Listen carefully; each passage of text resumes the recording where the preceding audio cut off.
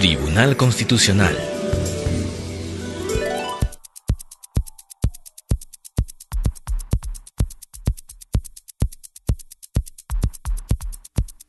Audiencia pública del Pleno Jurisdiccional del Tribunal Constitucional, Arequipa, 28 de junio de 2018, presidida por el magistrado señor Ernesto Blume Fortini e integrada por los magistrados señores Manuel Miranda Canales, Carlos Ramos Núñez, José Luis Sardón de Taboada, Marianela Ledesma Narváez y Augusto Ferrero Costa.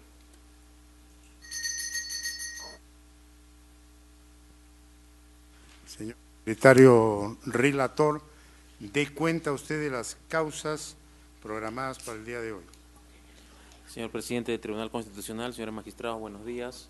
A continuación voy a dar cuenta de aquellas causas en las que las partes se han presentado y registrado para efectos de su informe oral.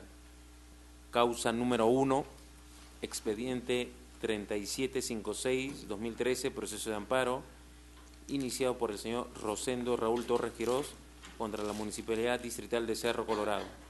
Ha solicitado informar por la parte demandante el abogado Marlon Humberto de la Cruz Carpio. Por aquí.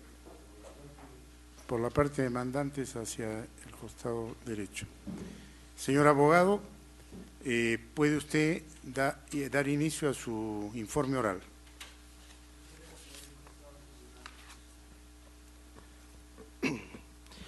La sentencia de vista del proceso de amparo que es objeto de cuestionamiento vía recurso de agravio constitucional fue emitida el 13 de junio del año 2013, ha confirmado la sentencia de primera instancia en ambos extremos, se ha declarado infundada la demanda de amparo y por ende el pedido de reposición solicitado por un obrero municipal sereno de la Municipalidad de Cerro Colorado, que alega, invoca como fundamento de la demanda la existencia de un despido incausado, por ende la categoría de un despido arbitrario que ameritaría una reposición laboral en atención al cese intempestivo del que fuera objeto el 31 de enero del año 2011.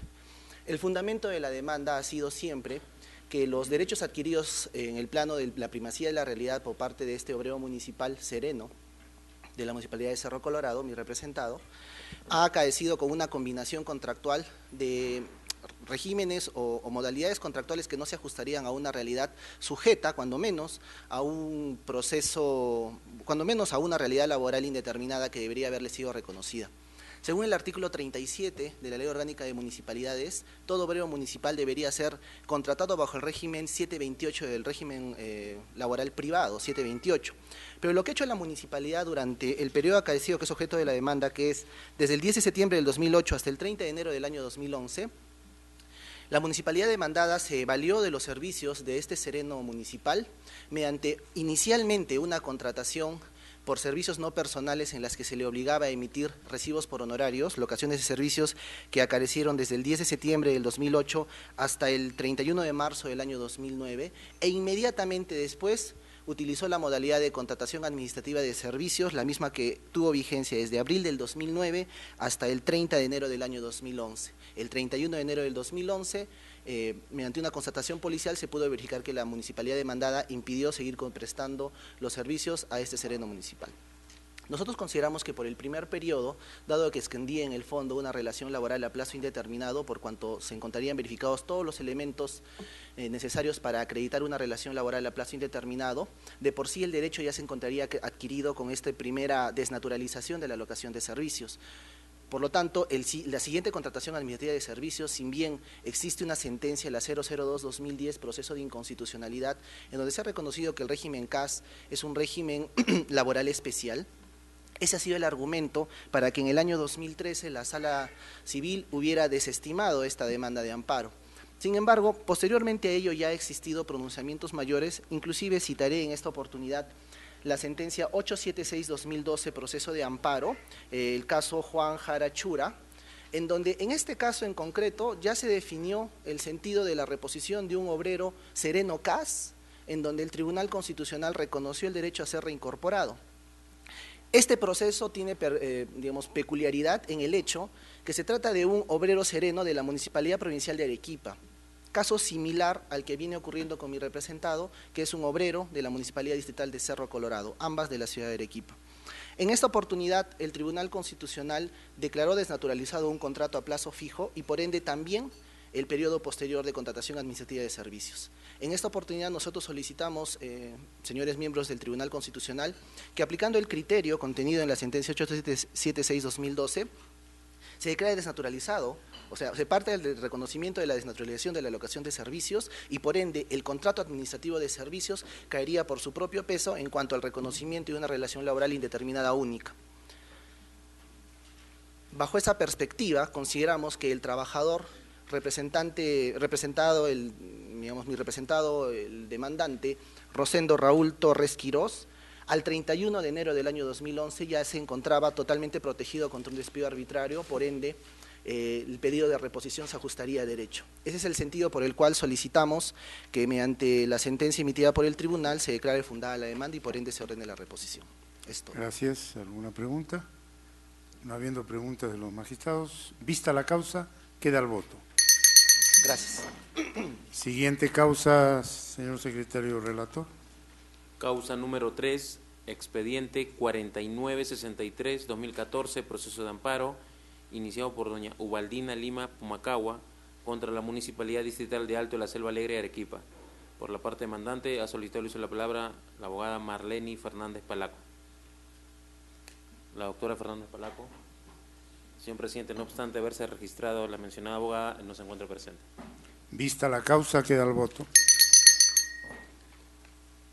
Causa número 5, expediente 2322-2015, proceso de amparo, iniciado por don Rubén Darío Mamani Gilaja, contra la Universidad Andina Néstor Cáceres Velázquez de Juliaca. 1.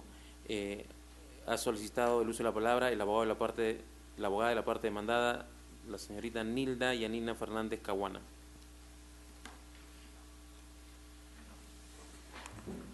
Abogada de la parte demandada, puede usted hacer uso de la palabra. Buenos días, señor presidente del colegiado, señores magistrados. Vengo en representación de la Universidad Andina Néstor Cáceres de Velázquez. Señores del colegiado, por la presente se ha declarado confirmada la sentencia de fecha 30 de julio del 2014, perdón, 29 de enero del 2015, en la cual se confirma la sentencia expedida de fecha 30 de julio del 2014 por el juzgado mixto de sede Juliaca, en la cual, señores magistrados, el demandante Rubén Darío Mamani Gilaja habría interpuesto la demanda en la cual tiene como pretensión que a través de la demanda de amparo interpuesta contra mi representada se proceda a su reposición en su contrato, en su centro de trabajo, toda vez que presuntamente se le habría vulnerado el derecho al trabajo por haber sido despedido con fecha 31 de julio del 2003.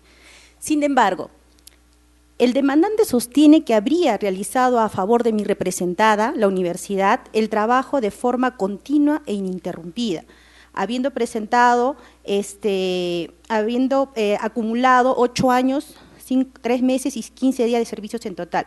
Sin embargo, por estos documentos que obran en auto, se puede advertir que el demandante, estos contratos de trabajo son sujetos a modalidad, y estos están suscritos cada uno en forma independiente, por cortos periodos de tiempo y con interrupciones constantes.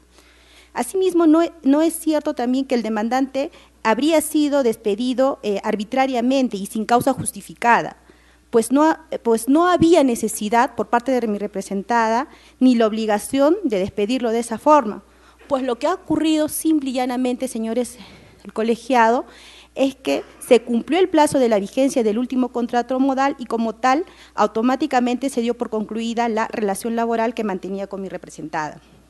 En ese sentido, señores del colegiado, se tiene que tener en cuenta que dentro de los requisitos del contrato de trabajo contratos de trabajo sujetos a modalidad se regulan por el artículo 72 del Decreto Supremo 0397-TR, referido a la formalidad para la validez del contrato modales. Estos deben constar por escrito, los cuales constan por escrito, triplicado, debiendo consignarse la forma expresa, su duración y las causas objetivas determinantes. Asimismo, el contrato de trabajo específico, conforme dispuesto en el literal A, el artículo 56 del Decreto Supremo 0397-TR, uno de los contratos de trabajo sujetos a modalidad son los contratos de trabajo de obra o servicio.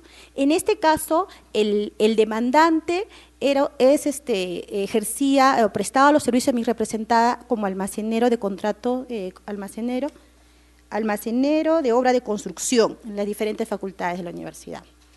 Entonces, los contratos sujetos a modalidad de obra o servicio específico se tiene que, conforme al artículo 63 de la Ley de Productividad… Abogada, la voy a interrumpir. Voy a concretar. Sí, este es un informe oral, Ya. no es la lectura de un documento que usted lo puede presentar por escrito y con toda atención los magistrados lo vamos a leer. Sí, señor magistrado. Exponga usted directamente al tribunal, dirigiéndose al presidente y mirando al presidente sobre los argumentos que corresponden a su defensa. Sí, señor presidente. Y termine concretamente con brevedad. En ese sentido, el argumento que sostiene mi representada es que no se ha desnaturalizado ningún contrato de trabajo, toda vez que este contrato ha sido sujeto a modalidad, se han cumplido los requisitos y por ello solicitamos en todo caso que se declare infundada la demanda presentada por el demandante, en mérito a los argumentos antes expuestos y también por los diferentes escritos que hemos presentado también en el expediente, que obran en autos. Muchas gracias, señor presidente. Gracias. Vista la causa, queda el voto. Causa número 7, expediente 396-2016, proceso de habeas corpus, iniciado por doña Liliana Elizabeth Ramos Chávez, contra los jueces superiores integrantes de la Sala Penal de Apelaciones de la Corte Superior de Justicia de Moquegua. Por la parte demandante, ha solicitado el uso de la palabra el abogado Gonzalo Fernando Bellido Loaiza, y por la parte demandada, la abogada Yusuline Alessandra Palacio Saturno, en representación de la Procuraduría Pública del Poder Judicial.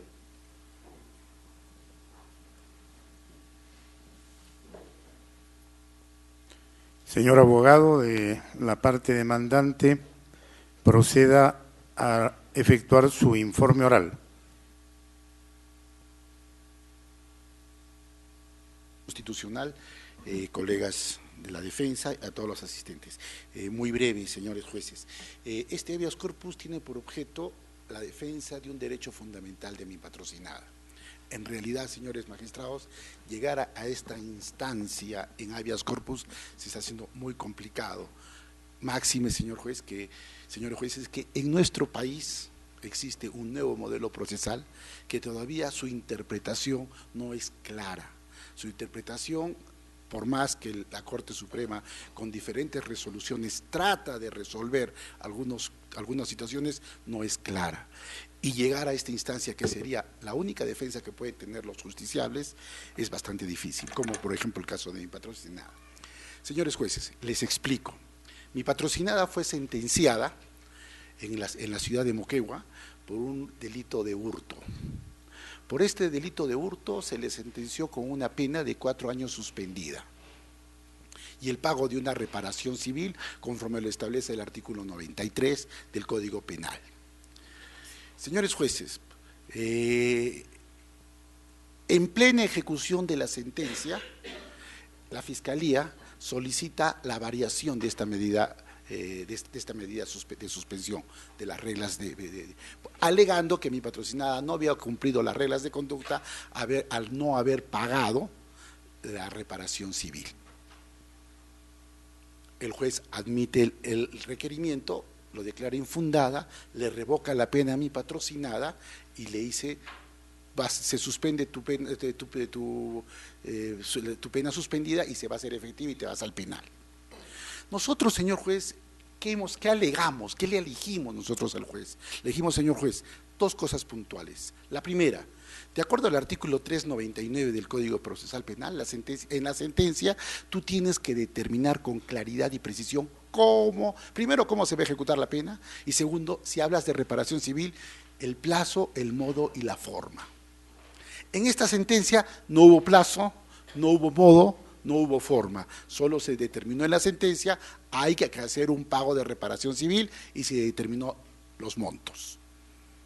En ese contexto nosotros le dijimos al señor juez, ¿cómo usted puede afirmar que mi patrocinada ha incumplido las reglas de conducta cuando ella en el transcurso del periodo de prueba ha pagado la indemnización de los daños completamente y está pagando parcialmente, fraccionadamente el daño causado?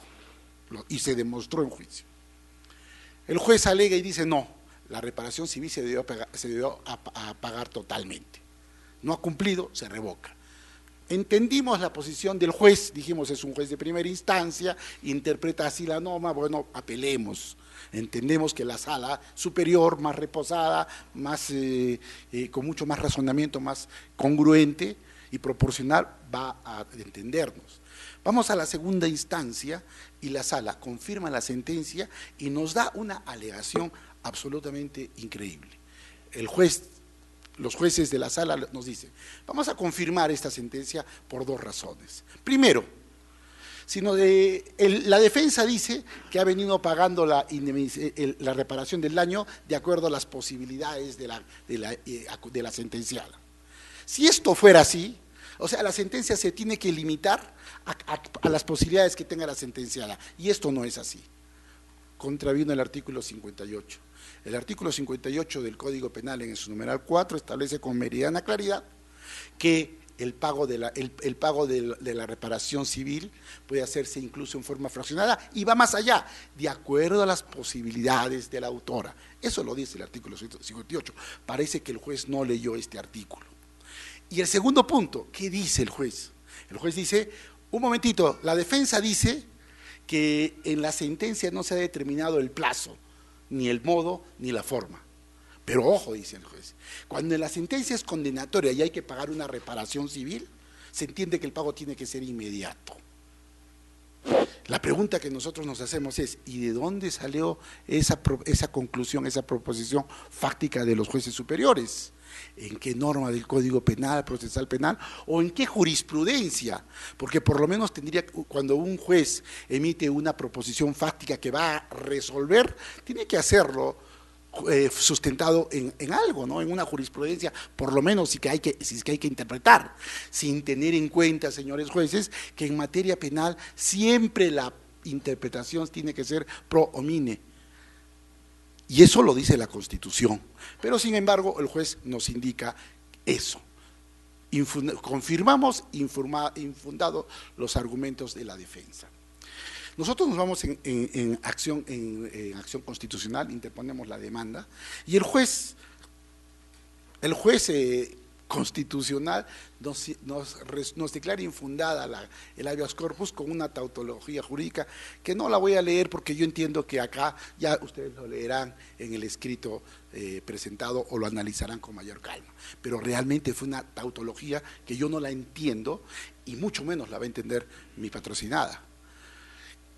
Algo así, el planteamiento desde el análisis el control constitucional desde el punto de vista de congruencia que plantea la defensa no se materializa por cuanto el juez ha resuelto conforme al criterio adecuado. Eso es lo que dice el juez. Por tanto, infundada y en relación, dice, y en relación a la sentencia, en relación al entendimiento de la sentencia, dice, el juez ha aplicado la norma correspondiente, pero no nos dice el juez constitucional qué norma correspondiente, porque decir que la sentencia no puede someterse a la posibilidad económica de la sentenciada. No sé en qué artículo sustenta el juez esa proposición fática, porque el artículo 58 es clarísimo. Señores jueces, creo que estos argumentos, mi patrocinada ahorita está en el penal, y ojo, señor juez, el artículo 93 del Código Penal, cuando habla de reparación civil, dice, la reparación civil tiene dos aspectos. Uno, reparar el daño causado, y dos, la indemnización de los daños y perjuicios. Mi patrocinada ha pagado los daños y perjuicios. Mi patrocinada está pagando fraccionadamente el daño causado. La pregunta es que el juez debió haber respondido en su sentencia, es, oye, ¿por qué digo que no cumplió con las reglas de conducta? Creo que era un argumento fundamental que tendría que haber hecho el juez para que mi patrocinado hubiera dicho, pues me voy al penal con justo derecho. Y no decir, oye, un momentito, si en la sentencia no se determinó el plazo, ni se editó la forma, ni se determinó el modo, tiene que entenderse que el pago es inmediato. Eso, señor juez, creo que es una resolución arbitraria. Por estos fundamentos recurro ante este honorable tribunal, pido que se revoque las sentencias de primera y segunda instancia en materia constitucional, se declare fundado el habeas corpus planteado y por favor se ampare los derechos fundamentales de mi patrocinada, porque, señor juez, mi patrocinada está privada de su libertad. Por más que el juez constitucional que me rechace el habeas corpus diga que este tema no tiene nada que ver con los derechos fundamentales planteados, porque viene de un proceso judicial. Se olvida del artículo 4 del Código Procesal Constitucional y se olvida del artículo 200 de la Constitución Política.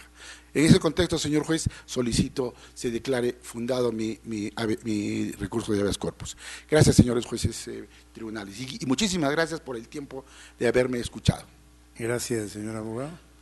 La representante de la parte demandada de la Procuraduría del Poder Judicial tiene el uso de la palabra. Muchas gracias, señor presidente. Señor presidente, muy buenos días. Señor magistrado, muy buenos días. Señora magistrada, muy buenos días. En representación de la Procuraduría Pública del Poder Judicial, voy a solicitar a su digno colegiado se sirva desestimar el recurso de agravio constitucional por los siguientes fundamentos. Efectivamente, señores magistrados, la señora fue sentenciada a 4 años de pena privativa de libertad suspendida, a efectos de que cumpla determinadas reglas de conducta, y entre estas reglas de conducta se encontraba el pagar o restituir el bien hurtado. Muy bien. Lo que aquí se cuestiona es que nunca se fijó o se señaló la forma de pago que se va a realizar. Antes de señalar por qué la resolución emitida por la Sala Penal de Apelaciones de Moquegua no es arbitraria y se encuentra debidamente sustentada, quiero que se tenga en consideración algo, señores magistrados, determinados hechos. ¿Qué sucede? En ejecución de sentencia, a la beneficiaria se le solicita que pague la reparación civil. ¿Qué hace la señorita, la beneficiaria? No cumple con pagar lo solicitado, por lo tanto se le amonesta.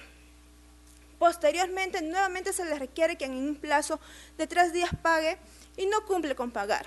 Ahora, en el argumento de defensa, cuando se iba a revocar la pena suspendida, ¿qué dice el abogado defensor?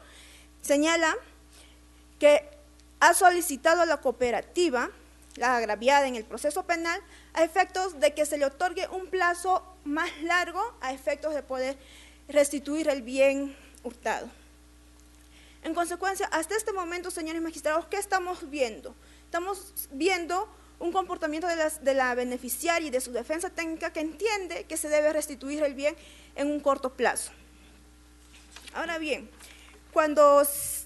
y nunca cuestiona el forma o el modo de pago. En estas resoluciones anteriores nunca ha cuestionado esos aspectos. Ahora bien, ¿qué sucede? ¿Por qué se revoca la pena suspendida? Desde la sentencia habían transcurrido 2 años y meses y recién había abonado el 1% de lo hurtado, o sea, de la reparación civil. En ese sentido, la sala, la resolución que se está cuestionando y que se dice que es arbitraria, dice, estás pagando solamente el 1%. ¿Qué sucede si contamos que la reparación civil lo tenías que pagar en los meses que dura tu regla de conducta? Va a suceder, permíteme leerlo, va a suceder que, aquí dice, recién requerir el cumplimiento de las reglas de conducta conforme al artículo 69 del Código Penal, cuando jurídicamente no sería posible aplicar sus consecuencias legales. ¿Qué sucede, señor magistrado? 2 años y meses y recién había pagado el 1% de la reparación civil.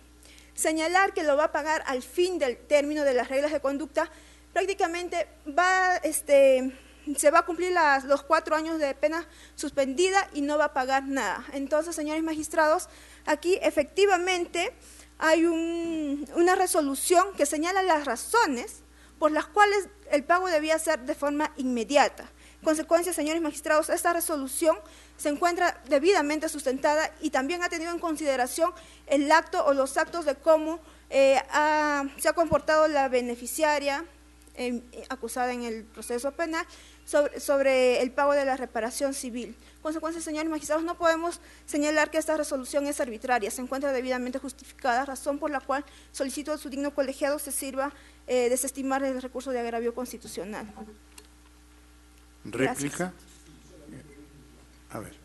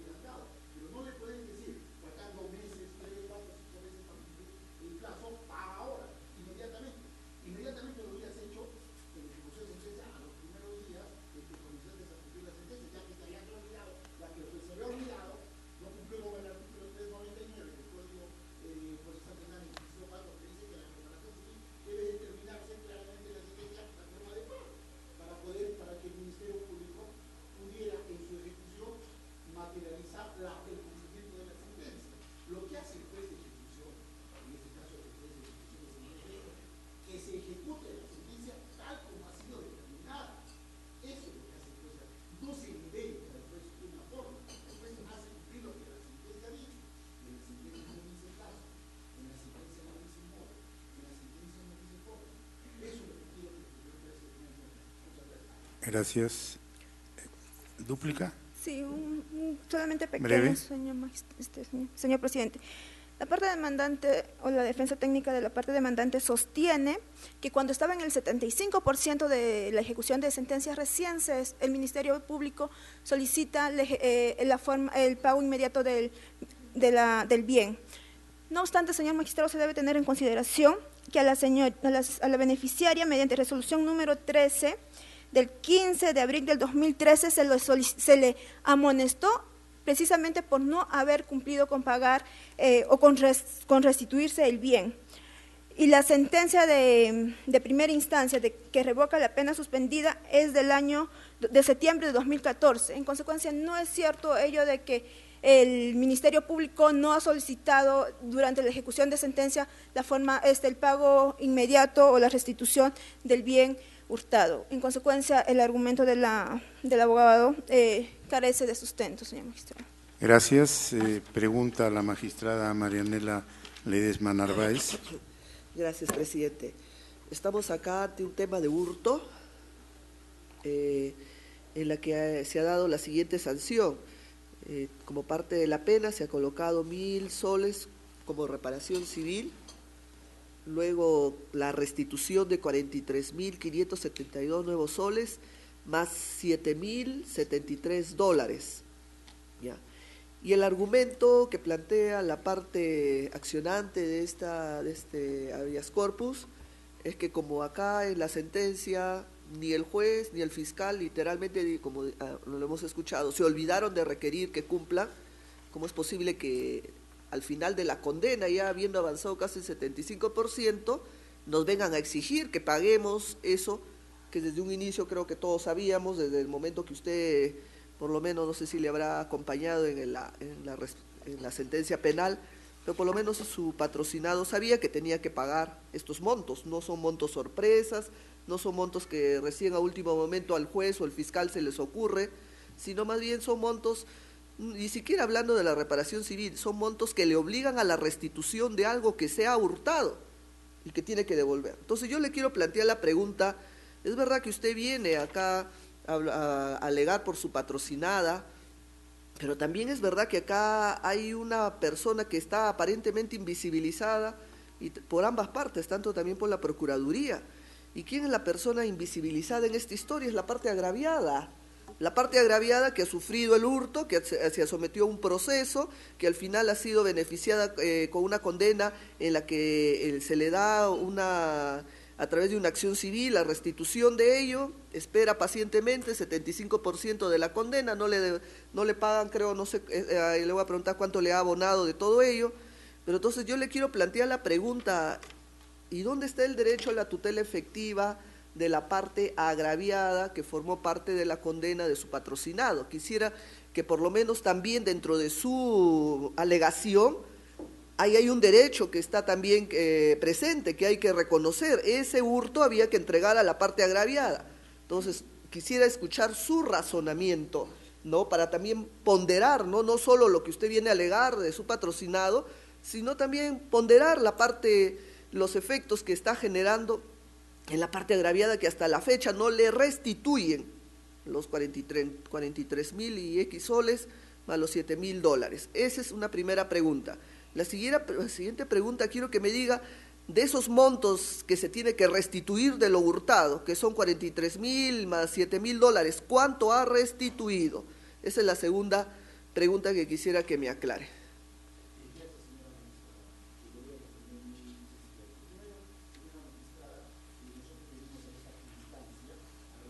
Perdón, señora magistrada, nosotros venimos a esta instancia constitucional a reclamar lo que se llama la justicia objetiva, no la justicia tuitiva, o sea, lo que al juez le parece, lo que el juez cree, lo que el juez quisiera, sino nosotros venimos a reclamar lo que se llama la justicia objetiva.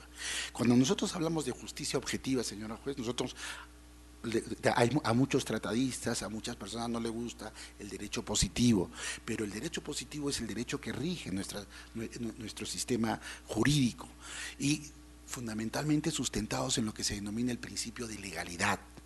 Nosotros lo que estamos diciendo, señora juez, es que si tú no me pones un plazo en la sentencia, yo voy a entender que tengo todo el periodo de prueba para cancelarlo. Punto número 1. Yo he cancelado, o mi patrocinada puede haber cancelado el 1, el 2 o el 3%, pero lo hizo dentro del periodo de prueba y todavía tenía esa oportunidad. Si tú no me dices la forma, yo entiendo que es como yo lo considero, en forma fraccionada. El artículo 58 del Código Penal dice que sí se pueden hacer los pagos en forma fraccionada. Y es más, el artículo 58 dice dentro de las posibilidades de la sentenciada. Por otro lado, señora juez, yo quiero explicarle en relación a la agraviada. Yo no he traído el recurso, lo presentamos, pero eso es una verdad y que quede grabado, y me someto si estoy mintiendo, que la agraviada, primero, le ejecutó a mi patrocinada sus beneficios sociales. En segundo lugar, la agraviada le ha iniciado a mi patrocinado en la vía civil un proceso de cobro de soles, que está en trámite. La agraviada ha ido por esa vía, ha escogido esa vía. Entonces, señora juez, yo creo que en materia penal, nosotros lo único que le estamos reclamando a la justicia ordinaria y ahora le reclamamos a la justicia constitucional, que por favor se aplique la justicia objetiva y no se aplique la justicia tuitiva. Gracias, señor juez. Quiero que me responda lo que le he preguntado, ¿cómo opera la tutela efectiva para la agraviada en el tema de la acción civil que está inmersa en este proceso penal, ¿no? ¿Cómo está operando? Porque al final y al cabo estamos discutiendo eso, ¿no? El tema de no solo de la reparación, sino de la restitución de bienes. Sí, señora juez. ¿Cómo opera usted, poniéndonos en el papel de la agraviada, que al final es la beneficiada con esta sentencia en cuanto a esos montos? Le explico. ¿Cómo se está materializando? Sí, y no me ha contestado cuánto le ha pagado, sí, cuánto de ese monto. Bueno, Otra cosa es que la agraviada ante esta situación que pareciera, por lo que estoy escuchando, no tiene futuro, ha tenido que iniciar ya un proceso civil, de repente por otro ámbito él pueda tener éxito, pero quisiera que me diga cuánto está abonando de esa condena. Señora juez, yo no le podría dar el dato, si de repente es como dice la contraparte, el 1%, no lo sé, podría ser más, no le voy a poder. Sí, pero no me ha informado cuánto le ha pagado. En el proceso aparece el 1%, pero señora juez, creo que ese no es el punto, de debate. El punto de debate, como le vuelvo a decir, es la justicia objetiva. O sea, el punto de debate es, yo tenía todo el periodo de prueba para cancelarlo. Se me priva de la libertad faltando 3, 4 meses, ¿cómo el juez pudo suponer que yo no lo iba a cancelar? A no ser que el juez sea divino y diga, no lo vas a cancelar. O sea, no podemos ponernos en ese extremo.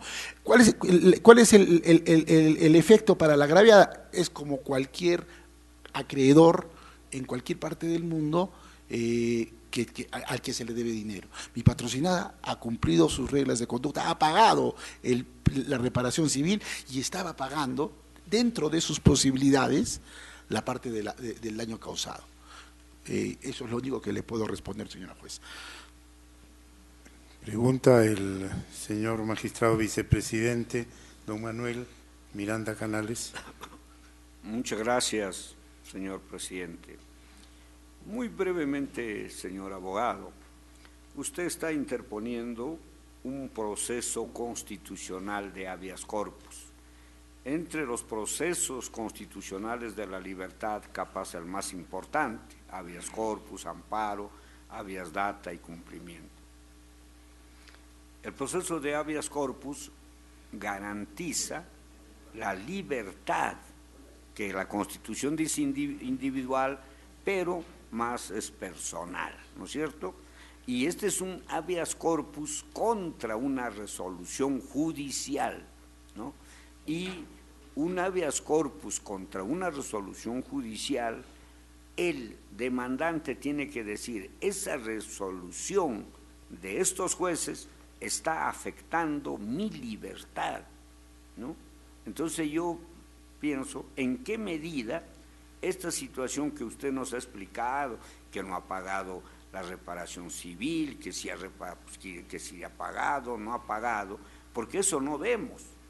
Y sea oportuno, señor presidente, manifestar que efectivamente en nuestro país nos falta todavía mucho, ¿no?, sobre este tema de qué es el tema de la constitucionalidad y cuál es la función del Tribunal Constitucional. Acá nosotros vemos solo las cuestiones constitucionales. Entonces, ¿en qué medida toda esta situación que usted ha descrito está afectando la libertad personal de su patrocinado o patrocinada?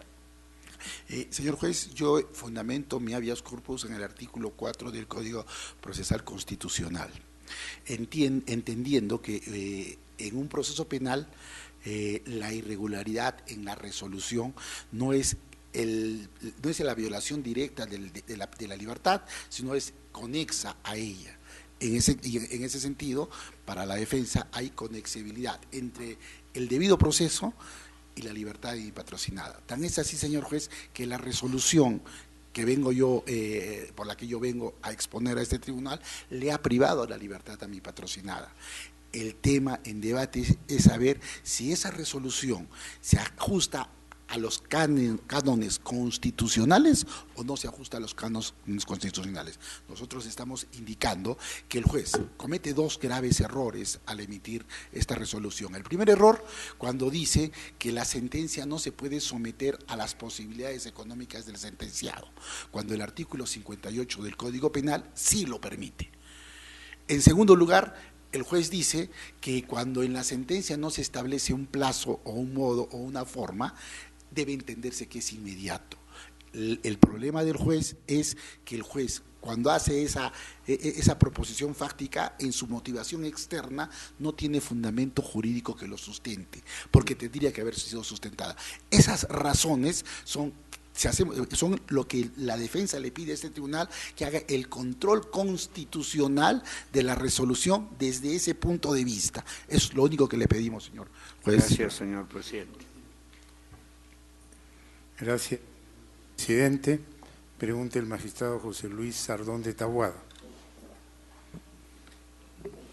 Bueno, pero cuando el verbo tiene modo indicativo y dice pagar, es necesario que una ley aclare lo que ya dice las reglas de la gramática, que cuando se dice pagar es pagar inmediatamente, no pagar dentro de 4 años. ¿Por qué cree usted que tiene que haber una norma, que hay un vacío? Si dice pagar, ¿no significa pagar ya? Eso se llama el modo indicativo el verbo. Sí, señor magistrado, sí, tiene usted razón, pero yo le explico que en materia penal el periodo de prueba es el periodo en el cual el sentenciado tiene que cumplir determinadas reglas de conducta. Y el artículo 59 del Código Penal establece que una de las reglas de conducta es reparar el daño causado y indemnizarlo. No, pero el tema es pagar cuándo. Claro. Si dice solo pagar, tiene una ley o la Constitución decir cuando dice pagar es pagar ya. ¿Tiene que decir eso? ¿La gramática no lo dice ya? No, cuando usted habla en ese aspecto, yo le respondo con mucho respeto. Lo que usted está haciendo, señor juez, en ese contexto es justicia tuitiva, es lo que usted está presumiendo, porque el artículo 399 del Código Procesal Penal establece que la sentencia debe determinar con precisión la forma en que tú tienes que cumplirla, que tú tienes que cumplirla. Eso le puedo responder. Okay. Bien, yo quería hacer más que una pregunta, una reflexión, y quizás esto pueda motivar que ambas partes nos presenten un escrito exponiendo su posición. El tema de fondo que yo observo que hay en este caso, que es un tema bastante interesante, es hasta qué punto el incumplimiento de la reparación civil puede afectar las condiciones de la pena. Antes de ciertos cambios que han habido, sobre todo jurisprudenciales en nuestro país en materia penal, se distinguía entre la infracción penal y la pena impuesta por esa infracción penal, por ese ilícito penal, de la reparación civil, porque se entendía que la reparación civil era un tema de una obligación que había que satisfacer de acuerdo a los cánones señalados inclusive en la Constitución, que señala que no hay prisión salvo en el tema alimentario por deudas. Entonces, si una sentencia estaba estableciendo una obligación económica. Luego, en nuestro país ha venido una etapa en la cual ya se ha incorporado como una de las condiciones de cumplimiento de la pena el pago de la reparación civil, lo cual significa un problema que también tiene que tenerse en cuenta, que muchas veces hay condenados que están privados de su libertad y cuando ya les corresponde salir le dicen, bueno, pague la reparación, y la persona ha estado detenida años, no ha producido económicamente, no tiene recursos como satisfacer la reparación civil, entonces dicen no sale, lo cual también lleva a una tesis hasta cierto punto contradictoria, porque cumplió, por ejemplo, con la pena privativa de la libertad, no ha podido producir y sin embargo tiene que pagar una reparación civil. Y ese es un tema que está en debate, y la constitucionalidad de condicionar la libertad al cumplimiento de la reparación civil es un tema que es muy interesante y que desde mi punto de vista en algún momento se tendrá que desarrollar con mayor detalle. Pero les planteo este tema para ver la posibilidad que alcancen por escrito al tribunal su posición, porque más allá de si pagó o no pagó, aquí el tema está en que si el no pago afecta la pena. Ese es el tema, ¿correcto? Entonces les dejo esa inquietud. si lo tienen a bien, alcanzar alguna reflexión al tribunal al respecto, sería muy importante. Si usted desea al respecto… Un pequeño comentario. Señores jueces, en realidad lo que usted dice es muy importante, es muy interesante. Este tema de incorporar la reparación civil como parte de cumplimiento de la regla de conducta, es un tema que se incorporó en este país en años atrás. Incluso hubo procesos constitucionales que asumían la posición que usted indica en relación a cómo confundir. Es que en realidad el proceso penal se desdobla en dos partes, una parte penal y una parte patrimonial. Se desdobla en dos partes. El problema es que el proceso penal siempre persigue, el objeto del proceso penal es siempre la parte de culpabilidad, ¿no? Y la parte patrimonial es accesorio al proceso. Entonces, se incorporó Señor la regla abogado, de conducta. le doy medio minuto por razones de tiempo, sin señor, perjuicio de que usted nos alcance señor su juez, reflexión. Para la defensa, ese tema que usted ha planteado es retrotraer al código anterior del Código Procesal Penal, prueba de procedimientos penales, y volver la justicia penal en una justicia inquisitiva. El nuevo modelo procesal no debiera permitir esa confusión entre el tema patrimonial y el tema penal. Ese es mi comentario y le voy a hacer llegar un comentario por escrito. Bien, vista la causa, queda el voto. Causa número 11, expediente 3001-2016, proceso de amparo, iniciado por doña Lina Crix Vilca Álvarez contra el presidente del Poder Judicial y de la Corte Superior de Justicia de Puno. Ha solicitado informar por la parte demandada la señorita abogada Yuseline Alexandra Palacio Saturno.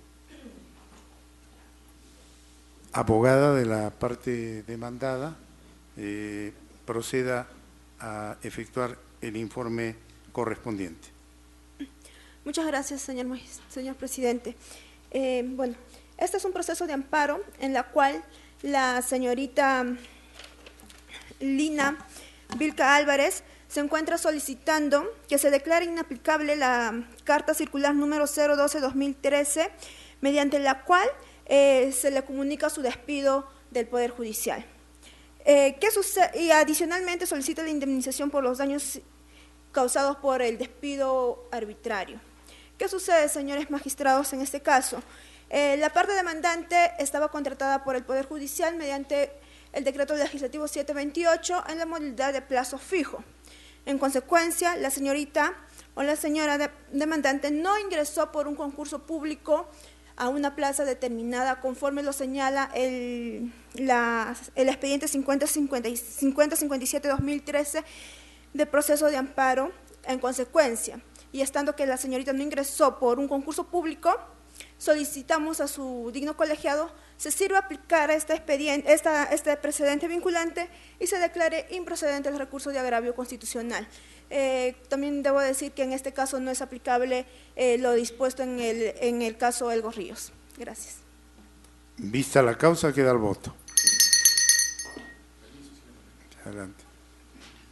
Causa número 12, expediente 4154-2016, proceso de amparo, iniciado por Mari Cintia Sagua Pereira contra la Municipalidad Provincial de Chucuito, Yuli, Puno. Ha solicitado informar por la parte demandante el abogado Wilber Luis Ríos Apaza. Señor abogado, ¿puede hacer uso de la palabra?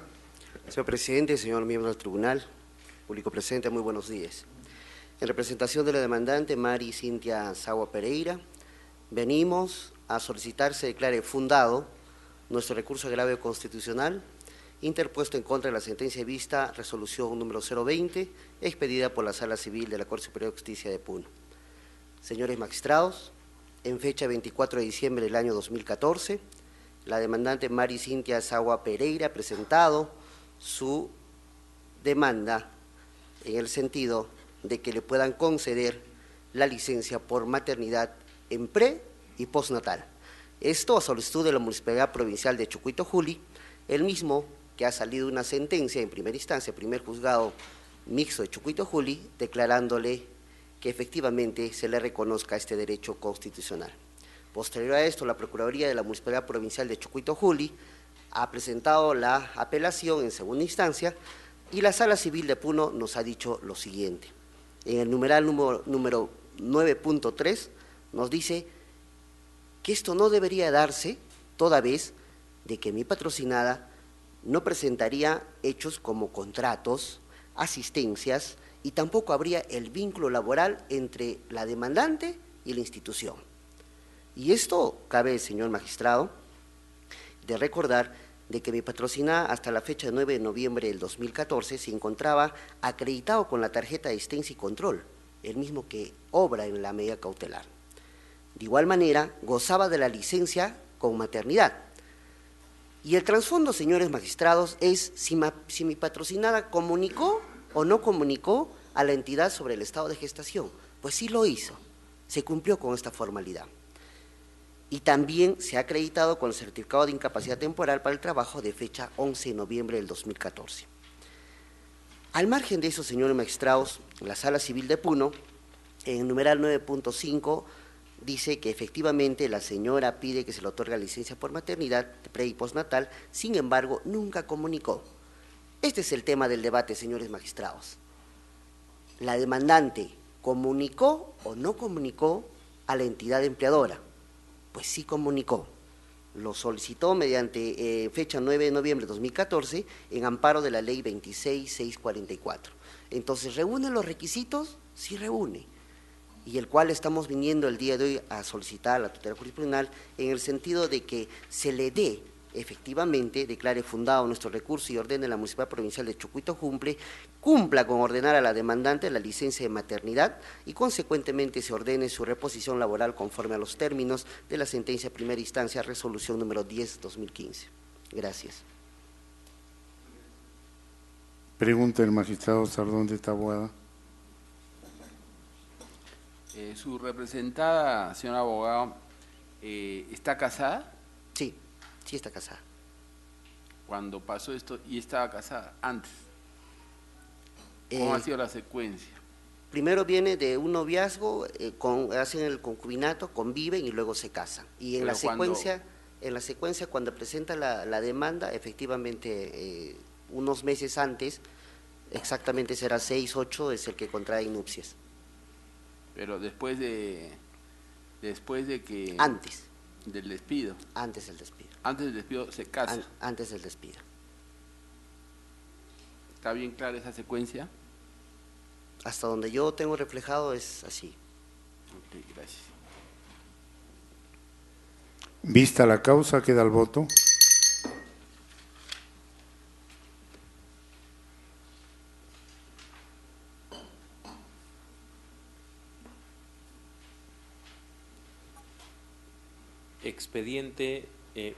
Causa número 18, expediente 2/2017, proceso de inconstitucionalidad, iniciado por el Ministerio de Justicia y Derechos Humanos, representado por Luis Alberto Huerta Guerrero, Procurador Público especializado en materia constitucional, contra la Municipalidad Provincial de Huarachirí, cuestionando la ordenanza 066-2012-CM-MPH-M. Ha solicitado informar la señorita abogada Sofía Liliana Salinas Cruz en representación de la Procuraduría Constitucional del Ministerio de Justicia. Señor presidente, debo precisar que esta causa se encuentra acumulada también con la causa número 20, expediente 5/2017 PI, iniciado por el Colegio de Abogados de Junín, representado por su decano, también contra la Municipalidad Provincial de Huarachirí. Perdón, señor secretario relator. En la causa número 002-2017 ahí, sí, las partes son el Ministerio de Justicia y la Municipalidad Provincial de Huarachirí. Exacto. En la 005 son el Colegio de Abogados y la Municipalidad Provincial de Huarachirí. Sí, ahí por la materia se consideró acumular. Pero son diferentes ordenanzas y la doctora viene por la causa 002. También va a informar en la causa número 20. Pero ya va a informar ahí como coadyuvante de la parte demandante, ¿no? Ya. Bien, entonces informe solamente sobre la causa 002-2017. Ahí, abogada, representante de la Procuraduría del Ministerio de Justicia. El tribunal escucha su intervención. Muy buenos días, señor presidente, señorita magistrada, señores magistrados del Tribunal Constitucional, en representación del Poder Ejecutivo y en mi calidad de Procuradora Pública Adjunta de la Procuraduría Especializada en Materia Constitucional, solicito a este Tribunal Constitucional que declare fundada la demanda en todos sus extremos y que por lo tanto deje sentado que la Municipalidad de Huarochirí no puede infringir las competencias en materia de regulación de redes viales y la clasificación de estas, así como las competencias de fiscalización en materia de transporte público. Esta decisión del Tribunal Constitucional es importante porque es una circunstancia que no solamente se ha dado en este caso, en el caso de Huarochirí, sino que también se ha dado frente a un caso similar que se va a ver también en vista de la causa el día de hoy en el expediente 7-2017, que es con la Municipalidad de Ascope.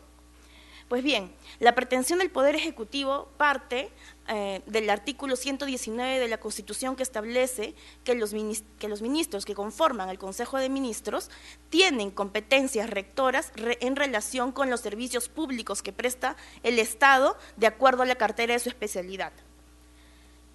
El servicio de transporte es un servicio público. El artículo 14 de la Ley de Organizaciones y Funciones del Ministerio de Transportes establece que el Ministerio de Transporte tiene competencia para la regulación en materia de servicio de transporte. La Ley 27181 establece en innumerables artículos que el transporte es un servicio público. En razón de ello, es competencia del Ministerio de Trabajo como ente rector del sector establecer las medidas, normas y regulaciones que estén condicionadas o que estén referidas a la materia de transporte terrestre, lo que también incluye regular aquellas circunstancias o aspectos que estén vinculados al ordenamiento del transporte público y que efectivamente, como en el caso se va a ver más adelante, está relacionado con la clasificación de las redes viales a nivel nacional y las competencias que tienen los diferentes órganos de diferentes niveles en materia de control, regulación y fiscalización sobre estas carreteras.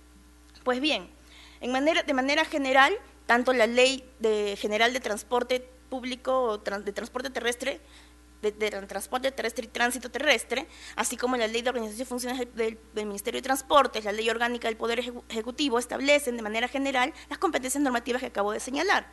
Y sin embargo, de manera más específica aún, el artículo 23 de la Ley General de Transporte Terrestre establece de que dentro de las competencias normativas que tiene que ejercer el Ministerio de Transportes está la expedición del reglamento de jerarquización vial. A través de este reglamento tiene la obligación el Ministerio de Transportes establecer la clasificación de las vías a nivel nacional y las características y la clasificación de estas vías. Este reglamento ha sido expedido por el Ministerio de Transportes a través del Decreto Supremo 017-2007 y en este reglamento establece, entre otros aspectos, cuál va a ser la clasificación de las redes, y la ha clasificado de la siguiente manera: la red nacional, la red regional y la red local. La red nacional está constituida por aquellas carreteras que atraviesan el territorio nacional longitudinalmente así como transversalmente. Las carreteras que forman la red regional son aquellas vías que permiten una conexión de las redes vecinales y locales con las redes nacionales. Y las redes locales básicamente tienen bajo su competencia aquellas vías que conectan centros poblados, conectan distritos dentro de las localidades o urbanizaciones dentro de las localidades, pero que también pueden en determinados casos servir de conexión con las redes regionales y con las redes nacionales. Sin embargo, la competencia respecto de cada una de estas redes, así establecida en este reglamento, y claramente señala que la competencia en redes nacionales le corresponde al Ministerio de Transporte y a las entidades adscritas para la fiscalización que se debe realizar en estas redes. Evidentemente, las redes regionales quedan sujetas al control y a las competencias de los gobiernos regionales, y las redes locales tienen competencias, están comprendidas dentro de la competencia de los gobiernos locales. Sin embargo, ¿qué es lo que ha ocurrido en el presente caso?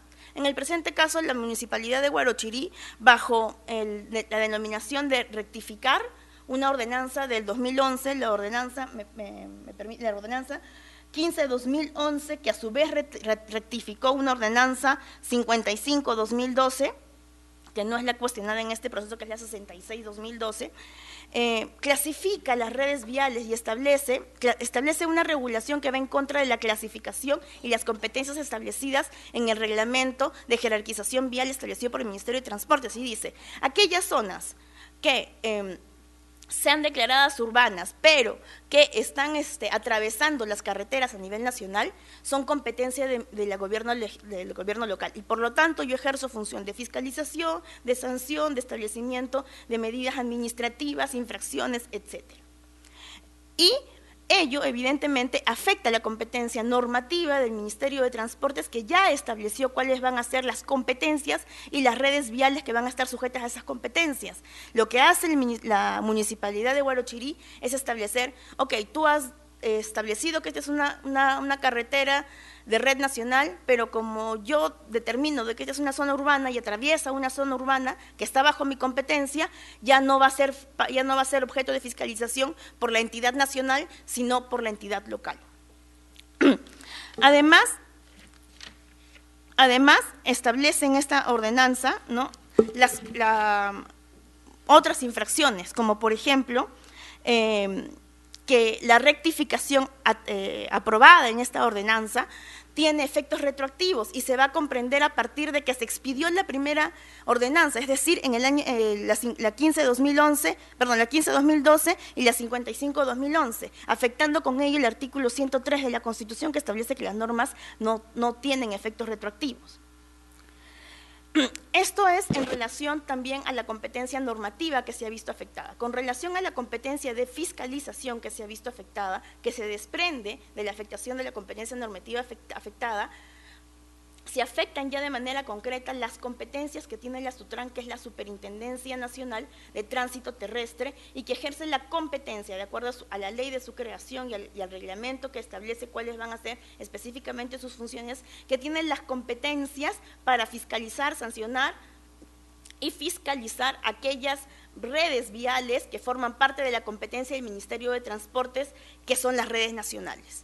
En consecuencia, también se han visto afectadas las competencias de la SUTRAN en este aspecto. Por tales razones solicito al Tribunal Constitucional que declare fundada la demanda en todos sus extremos y que desestime los argumentos planteados por la parte demandante en el escrito de contestación, que por ejemplo alegaban que el transporte público no era un servicio de transporte público privado, que no se afectan las competencias en materia de clasificación, pese a que, como lo hemos visto, reclasifica determinados tramos de las redes de las carreteras que forman parte de las redes nacionales, y que por lo tanto no resisten una sustentación jurídica adecuada. Muchas gracias. Sí, antes de darle el uso de la palabra al magistrado Sardón de Taboada, quería aclarar lo siguiente. Me indica el secretario relator que hay una resolución que acumula el expediente 005-2017 al 002-2017, en razón de que en ambos se cuestiona, sí, 005 con 007, o sea, el 18 y 20 de nuestra lista, en razón de que se cuestiona la misma ordenanza, pero no ha asistido el representante del Colegio de Abogados de Junín, ni tampoco ha asistido el representante de la Municipalidad de Huarochirí, por lo que vamos a dar por vista también esa causa, ya que, sí, perdón, dígame. A la resolución que nos estamos refiriendo es el auto del 20 de abril de este año, que expuso la acumulación de los expedientes 2-2017 PI, sobre el cual está informando la doctora, con la 5-2017 PI. Eso acabo de decir. No, usted dijo la 7. No, ahí viene un error, entonces es 05. Y por lo tanto el 002 y el 005 los hemos acumulado, pero respecto al 05 no han venido las partes. Por lo tanto, habiendo asistido usted solo a informar en el expediente en el cual usted es el representante de la demandante, el tribunal al terminar su informe, va a tener por vista las dos causas, porque no asistieron a la segunda, ¿correcto? Esa es la aclaración que quería hacer en resguardo del derecho de las partes. Ahora sí le doy el uso de la palabra, con todo gusto, al señor magistrado José Luis Sardón de Taboada. Sí, a la procuradora. Este problema es principalmente en Matucana, ¿verdad? En Guarochirí, sí. Ya, pero dentro de Guarochirí, la provincia de Guarochirí es más grande que la provincia de Lima, o sea, en área, donde está la Gran Lima, pero en Matucana después todos son, Guarochirí todos son montañas y hay uno que otro pequeño poblado, ¿no? La capital es Matucana, ¿no es cierto?, que está a la altura de Arequipa, 2.300 metros. Pero en Matucana viven 4.000 personas, es chiquitito, ¿no? Y está entre dos enormes montañas, ¿no? No hay donde crecer tampoco. Ahora, Matucana, según veo, es muy antiguo, es desde la independencia, desde toda la provincia de Guarochirí, pero no se ha desarrollado. Ahora, la carretera central se estableció el año 24. Ahora, ¿cómo sería Matucana y cómo es ahora? Aparentemente primero fue la carretera y después es el desarrollo urbano que se pone un poco más denso ahí. ¿Eso ha sido así? ¿O ha sido primero? O sea, ¿qué ha ido primero? ¿El desarrollo urbano de Matucana o pequeño que sigue siendo o la carretera? Bueno, si la carretera es con posterioridad, evidentemente la urbanización y la pavimentación de las zonas, así como la estructuración de las zonas urbanas dentro de Matucana, se han ido dando con posterioridad y paulatinamente, ¿no? Eso no impide las competencias que tiene el Ministerio de Transporte para regular sobre carreteras que atraviesan el país y que son consideradas dentro del ámbito de las redes nacionales, ¿no? Pero también eso tendría que tener algún límite, no sé si hay otros criterios en otras partes del país, por ejemplo, si el Ministerio de Transportes pone una carretera interurbana que atraviesa la calle Ejercicios, por decir algo, en Arequipa, evidentemente tendrá que sujetarse a lo que diga la municipalidad, porque eso tiene mucho movimiento. Entonces, el problema son las diferencias de los límites de velocidad, ¿no es cierto? El problema de fondo. Claro. En las vías urbanas puede ser establecido en 35 kilómetros por hora y las carreteras es a 100 kilómetros por hora. Sí, pero en zonas urbanas también el Reglamento Nacional de Tránsito disminuye en zonas urbanas la velocidad a 30, 35 kilómetros por hora, ¿no? Entonces la municipalidad está actuando dentro de eso. Sí, pero ese no es el objeto de la demanda en este proceso, ¿no? Lo que ocurre es que la clasificación y la determinación de qué zonas son urbanas y qué zonas requieren la disminución de la velocidad le corresponde estrictamente al Ministerio de Transportes y no arbitrariamente, o mejor dicho, fuera de los alcances del Reglamento Nacional a los que están sujetos por su propia ley orgánica, porque su propia ley orgánica establece que ninguna municipalidad puede regular nada que afecte o infrinja las normas de alcance nacional, como son los reglamentos, y lo dice expresamente tanto la Ley de Bases de Descentralización como la Ley Orgánica de Municipalidades. Y en este caso, cuando la Municipalidad de Guarochirí dice que son carreteras urbanas o son vías urbanas, aquellas vías que atraviesan zonas urbanas y que sobre ellas ella tiene competencia para fiscalizar, está clasificando ese extremo de la vía que solamente le corresponde al Ministerio de Transportes.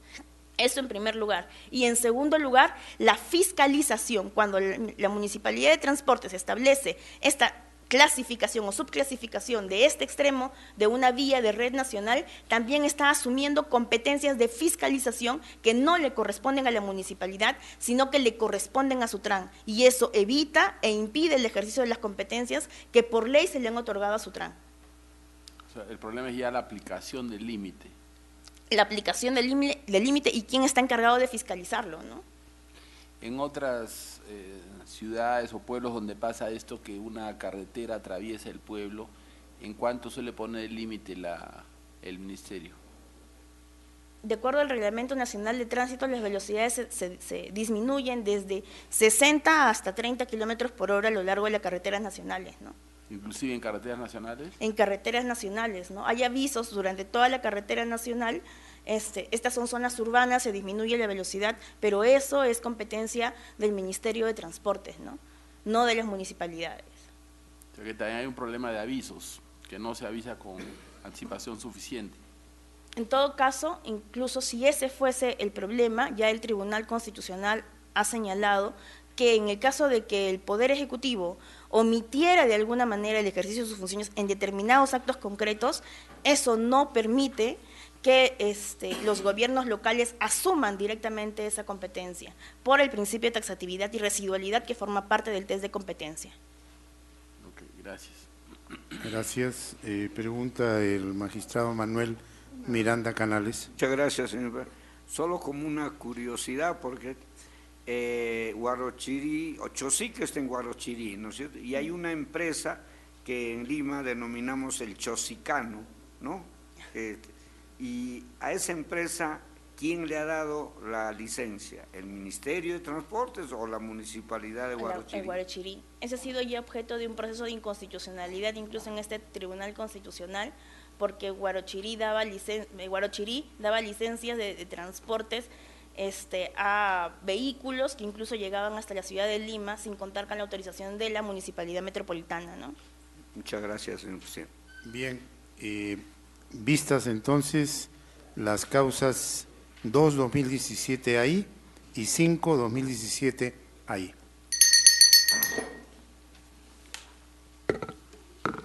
Causa número 21, expediente 7-2017 ahí, iniciado por el Ministerio de Justicia y Derechos Humanos contra la Municipalidad Provincial de Ascope, La Libertad, cuestionando la ordenanza municipal 9-2012-MPA. Ha solicitado informar en representación de la parte demandante la abogada Sofía Liana Salinas Cruz. ¿Usted? Procurador de la Municipalidad Provincial de Ascope. Claro. Señor presidente, debo precisar que al momento de registrarse las partes aún no se encontraba presente la parte demandante. Ya, el tribunal le va a conceder también la oportunidad, ya que está presente.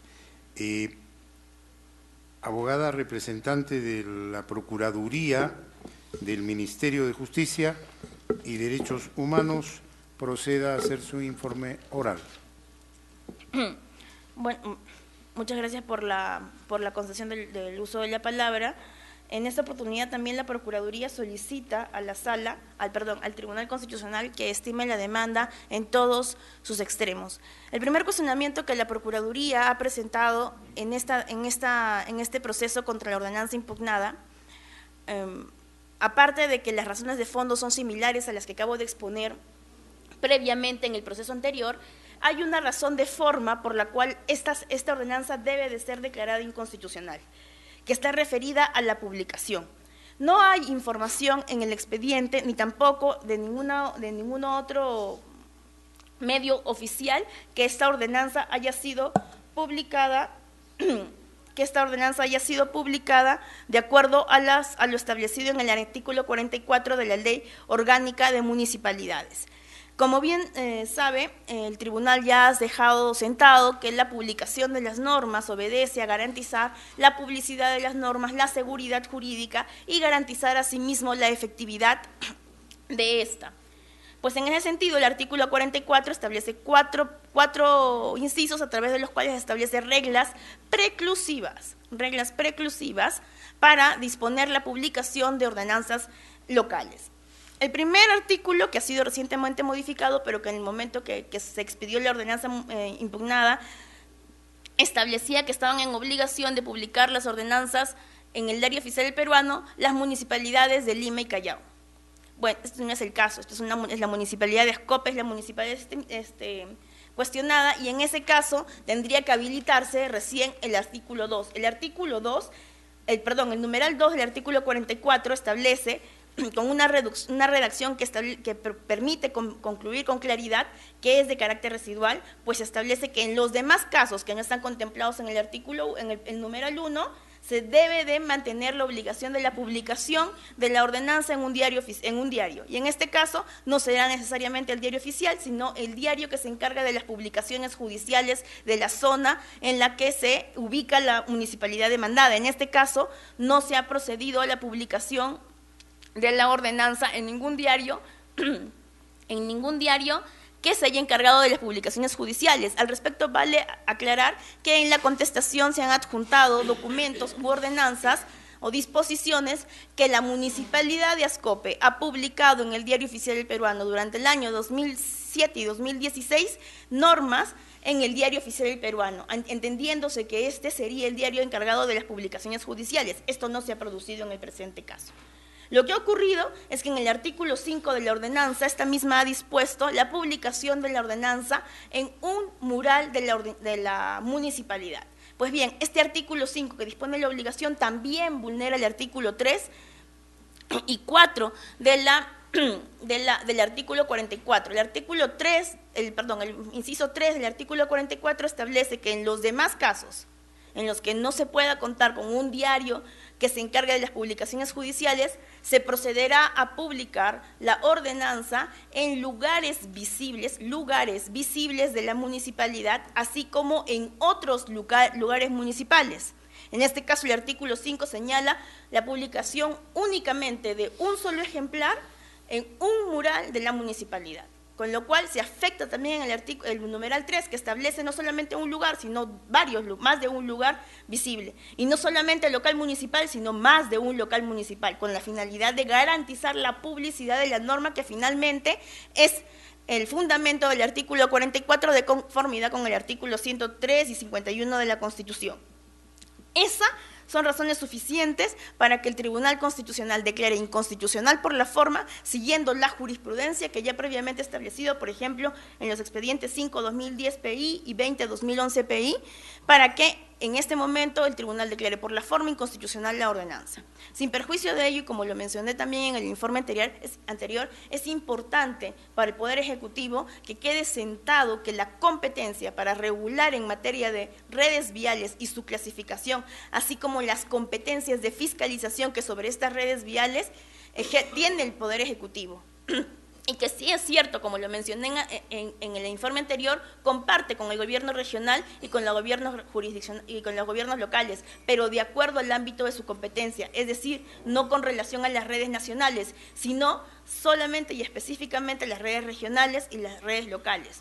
Es más, para precisar, el mismo Reglamento Nacional de Jerarquización Vial establece su segunda disposición complementaria y final, claramente, que aquellas zonas rurales que atraviesen carreteras que forman parte de las redes nacionales siguen siendo parte de la competencia del Ministerio de Transportes y Comunicaciones. De esta manera, el mismo reglamento que ha sido expedido por el Ministerio de Transportes en ejercicio de sus competencias establece con claridad que las municipalidades locales ni los gobiernos regionales tienen competencia para ejercer fiscalización, control o incluso establecer medidas sobre carreteras de alcance nacional, aun cuando estas atraviesen zonas urbanas. Bueno, y reiterando lo argumentado en el punto anterior, se afecta la competencia normativa en este punto también del Ministerio de Transportes, que como ya lo he mencionado, tiene competencias para regular y clasificar las redes a nivel nacional, regional y local. Tiene un reglamento que establece la clasificación de estas redes y establece cuáles son las carreteras que son parte de la red nacional, las rutas regionales y las rutas locales, que deben de ser respetados por los gobiernos locales y que ha sido aprobado por el Decreto Supremo 012-2013, MTC, y finalmente también terminan afectando las competencias de la SUTRAN, que tiene la obligación de ejercer la fiscalización, supervisión y sanción del cumplimiento de las medidas administrativas establecidas por el MTC en las vías que forman parte de las redes nacionales. Por tal razón, solicito nuevamente que en este caso se declare fundada la demanda en todos sus extremos. Gracias, señor abogado. De la parte demandada, tiene el uso de la palabra. Señor magistrado, muy buenos días. En representación de la Municipalidad Provincial de Ascope, en mi calidad de procurador, voy a argumentar respecto a lo señalado atentamente por la procuradora del Ministerio de Justicia. Efectivamente, lo que se está cuestionando acá es la ordenanza 09-2012, pero, a diferencia de, creo, Guarochirí, nuestra ordenanza no afecta ninguna competencia, más bien da cumplimiento a esa competencia. ¿Por qué? Veamos, ¿de qué estamos hablando? ¿Qué dice acá? El artículo 2 de mi ordenanza. Aprobar la adecuación de las competencias y funciones de la Municipalidad de Ascope conforme al reglamento de tránsito vigente aprobado por Decreto Supremo 016-2009 MTC. O sea, hay que adecuarnos a eso. No estamos inventando ninguna carretera ni nada. De tal manera que hablamos de una carretera panamericana que atraviesa unos pueblos, en este caso Chicama, Cintuco, Chocope y Paiján. Y en esos pueblos, obviamente, hay hospitales, hay colegios, hay ciudadanos que atraviesan, ni siquiera han puesto un cruce peatonal, nada. Nunca han hecho nada, Sutran ni el MMTC, y a veces se producen accidentes ahí. Nosotros podemos probar, ahí está, que hemos realizado labores de fiscalización. Está en el expediente ahí en el expediente que hemos presentado. Todos los hechos que hemos realizado para proteger la vida de las personas. Sutran y el MTC no lo han hecho, no lo pueden demostrar. Eso es por un lado. La regulación que hace el MTC está de acuerdo a ley. 45 kilómetros a 30 kilómetros cuando atraviesa la zona urbana. Y eso, la municipalidad, a través de la competencia que le da el artículo 81 de la Ley Orgánica de Municipalidades, específicamente en la parte que dice así: supervisar el servicio público de transporte urbano de su jurisdicción mediante la supervisión, detección de infracciones, imposición de sanciones y ejecución de ellas, por incumplimiento de las normas o disposiciones que regulan dicho servicio en el apoyo de la Policía Nacional. O sea, es una responsabilidad y una competencia compartida. Es más, en el reglamento de tránsito, en el artículo 5, dice: competencia de las municipalidades provinciales en materia de tránsito terrestre. Las municipalidades provinciales en su respectiva jurisdicción, porque esas carreteras atraviesan la jurisdicción de Ascope, están dentro de la jurisdicción de Ascope. Señor abogado, dice, en la parte tercera. Tenga la gentileza de dirigirse al tribunal. No es un debate entre ustedes. Correcto. Es siempre señor magistrado, dirigiéndose al tribunal. Correcto. Disculpe, señor. Entonces, en el artículo 5 del reglamento de tránsito, ya antes precitado, ahí señala claramente, en la parte textual, dice: competencia de fiscalización, supervisión, detección de infracciones, imponer sanciones y aplicar las medidas preventivas que corresponden por incumplimiento de las disposiciones del presente reglamento y sus normas complementarias. Es decir, nuestra institución coadyuva a que se supervise y fiscalice el tránsito en esa zona, o sea, solo en esa zona, no más allá de esa zona. Por lo tanto, nosotros no estamos invadiendo fueros que no corresponden, ni inventando rutas que no corresponden, señor magistrado. Sobre la jerarquía lo que me ha hablado sobre, se ha vulnerado el principio de publicidad, ha citado efectivamente criterio jurisprudencial 05-2010 emitido por el TC, y efectivamente ahí desarrolla el artículo 44 sobre la publicidad de las normas. En nuestra jurisdicción Ascope, provincia Ascope, no existen diarios, no existe ningún diario. En Trujillo sí, en Ascope no. Por lo tanto, creemos que también es aplicable cuando dice: en el caso de las municipalidades distritales y provinciales, dice en el diario encargado de las publicaciones, que no lo hay, ¿no? Siempre que las ciudades cuenten con tales publicaciones. Ese es el desarrollo jurisprudencial. O en cualquier otro medio que asegure de manera indubitable su publicidad. Bueno, nosotros sí lo hemos hecho de otra manera, que es la publicidad en la municipalidad. ¿Qué otro mejor lugar que es la Casa del Pueblo, de la ciudadanía, donde se ha hecho, y efectivamente nosotros lo hemos acreditado en la contestación de la demanda, específicamente en el anexo 1E. Ahí está la fe que da el juez de paz de nuestra localidad, dando cuenta de la publicidad de esta norma, de tal manera que sí se ha publicado la norma. Respecto a la jerarquización de normas, nuevamente voy a mencionar el artículo 4 de la norma, de la ordenanza referida. ¿Qué dice? Delegar facultades al alcalde provincial para modificar, aclarar o actualizar la ordenanza municipal mediante decreto de alcaldía. Por supuesto. ¿Qué pasa si mañana más tarde, como ahora lo están haciendo, el Ministerio de Transportes se está haciendo una carretera de evitamiento para salir de esa zona de los poblados y ya no entrar los vehículos por esa zona? Prácticamente tendría que la municipalidad adecuarse nuevamente a esta nueva circunstancia que ya se va a dar, ¿no? Por lo tanto, nosotros en ningún momento estamos violando la jerarquización de las normas que ya están establecidas por el MTC. En ningún momento no hemos creado rutas, no se ha dicho cuáles rutas hemos creado, qué velocidad hemos inventado, tampoco. Estamos aplicando lo que dice la ley, señor. Es todo.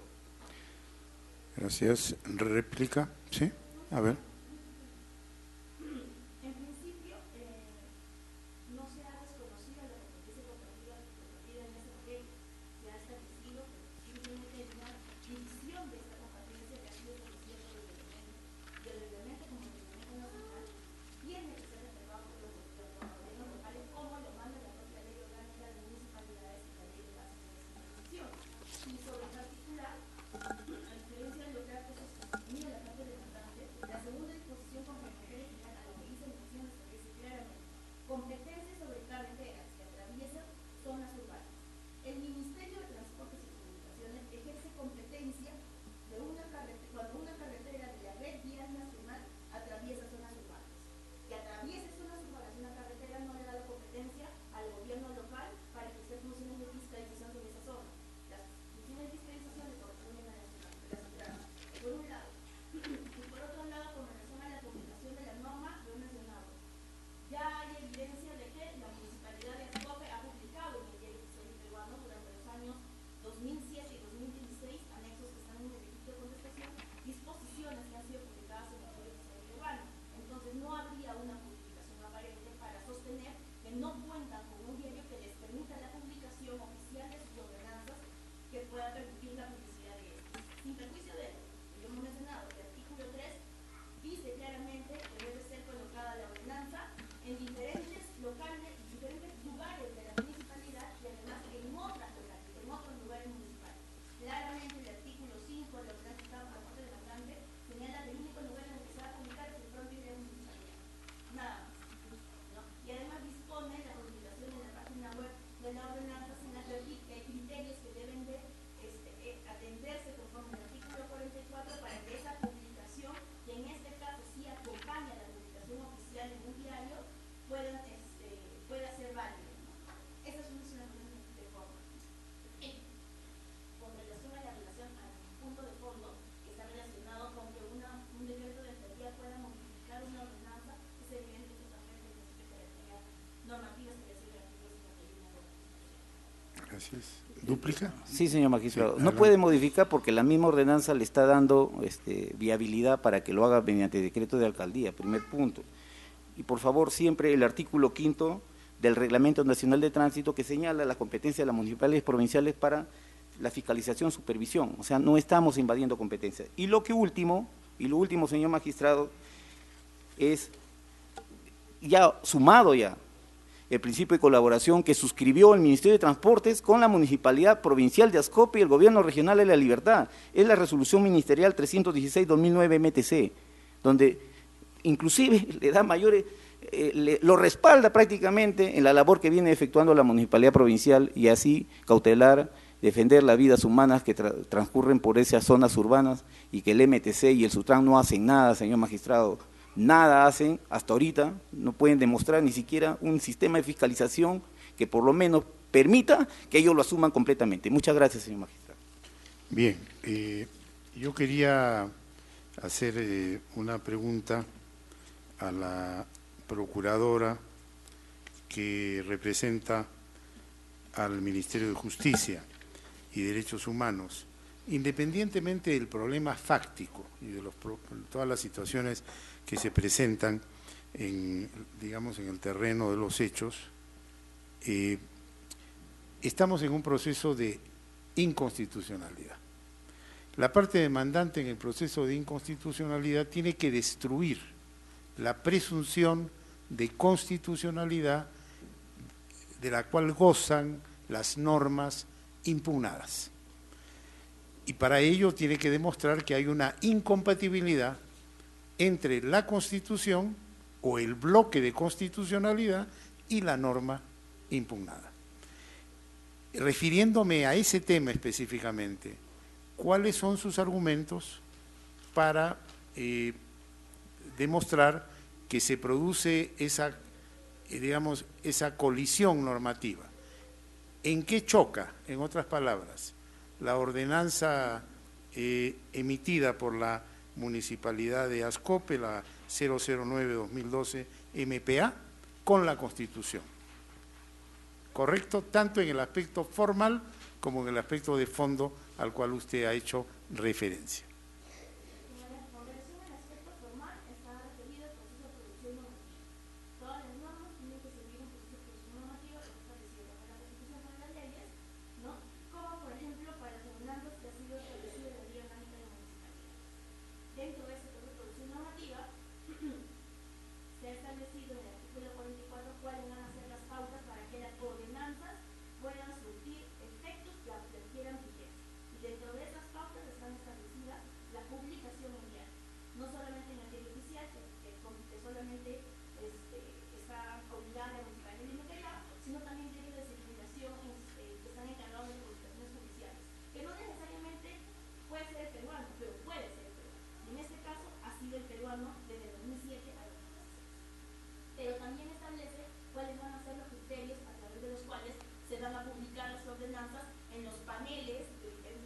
En cuanto al fondo. Y en cuanto al fondo, como lo mencioné al inicio, los servicios públicos son servicios que están a cargo de los ministerios que forman parte del Consejo de Ministros. Es decir, los ministerios son los entes rectores para regular, reglamentar, gestionar los servicios públicos de acuerdo al artículo 119 de la Constitución. Así lo establece el Perú. Esta es la pauta a partir de la cual se van a ir desarrollando las leyes que van a ir regulando los servicios públicos y las competencias que sobre esos servicios públicos tienen los ministerios. Es decir, con estas leyes que van a formar el bloque de constitucionalidad a partir del cual se va a analizar si una ordenanza ha infringido esas competencias que han sido establecidas para esos ministerios.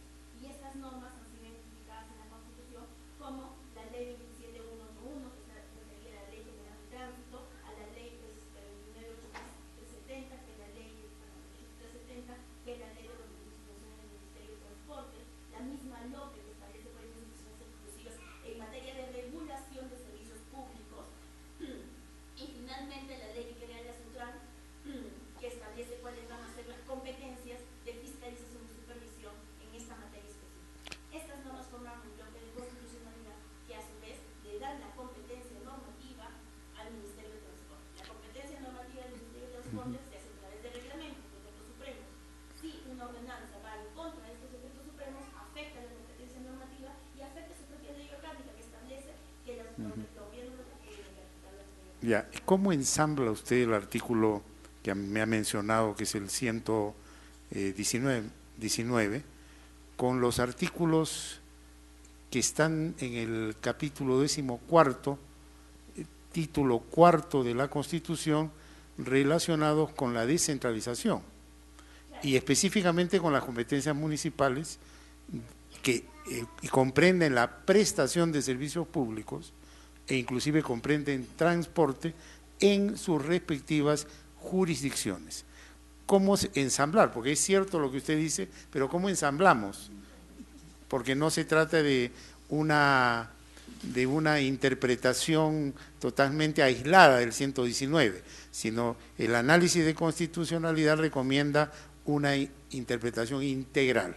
Entonces, ¿cómo ensambla usted para determinar que no hay una colisión normativa y puede usted destruir la presunción de constitucionalidad?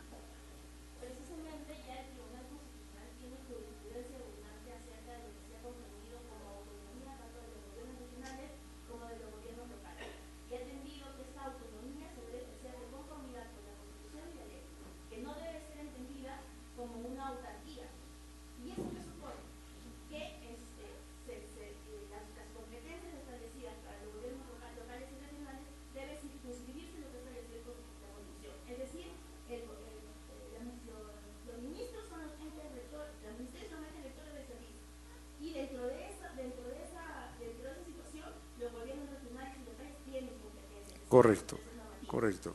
Y además, estas normas constitucionales establecen claramente que estas competencias se realizan conforme a ley, y la ley ha desarrollado cuáles son las competencias que en el ámbito de su jurisdicción le corresponden a los gobiernos locales. Les pido a ambas partes que presenten a la brevedad un escrito relacionado específicamente a este tema, al tema de la, más que el problema fáctico, en dónde está la inconstitucionalidad a la luz de la Constitución y en dónde está en su caso la constitucionalidad de la ordenanza a la luz de la Constitución. Pregunta del magistrado Carlos Ramos Núñez. Es una pregunta tanto para la parte actora como para la parte emplazada. A propósito del artículo 4 de la ordenanza que es objeto de la impugnación, en el artículo 4 de esta ordenanza se señala, ¿no?, delegar facultades al alcalde provincial para modificar, aclarar o actualizar la ordenanza municipal mediante decreto de alcaldía. ¿Cierto? Tanto la ordenanza como el decreto de alcaldía tienen una naturaleza jurídica desde el punto de vista de la técnica normativa, ¿no? Digamos, las ordenanzas por lo general, bueno, dada su propia naturaleza, están pensadas en términos de generalidad, a diferencia de los decretos de alcaldía. Entonces, lo lógico sería que una ordenanza sea modificada por otra ordenanza, ¿no es cierto? No modificada a través de un decreto de alcaldía. Lo que quisiera saber son los argumentos de ambas partes respecto, digamos, ya sea de la impugnación de este artículo o ya sea de su defensa.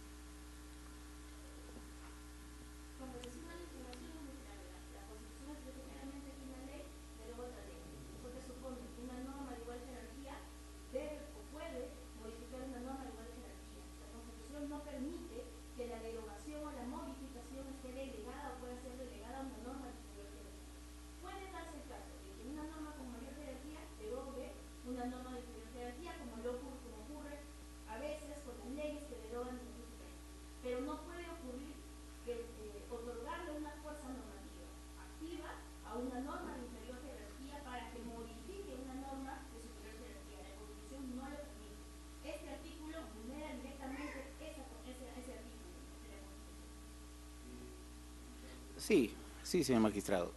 A ver, ¿en qué está pensado este artículo 4? Por ejemplo, el Reglamento Nacional de Tránsito mañana más tarde cambia y dice la velocidad en la zona urbana va a ser ahora de 20 kilómetros por hora, dado los múltiples accidentes que hasta la fecha se producen. Entonces, a través de un decreto de alcaldía, prácticamente se reglamenta y se reconduce nuevamente este tipo de modificación que la ley hace. Eso es todo, nada más. Eso es todo lo que pretendemos con ese artículo 4, adecuarnos simplemente a la ley a través de una norma reglamentaria para que la municipalidad pueda aplicarse en forma permanente. Vista la causa, queda el voto. Señor presidente, señor magistrado, con relación a las restantes causas, las partes no se han presentado a informar. Vistas las causas, quedan al voto. Se levanta la audiencia.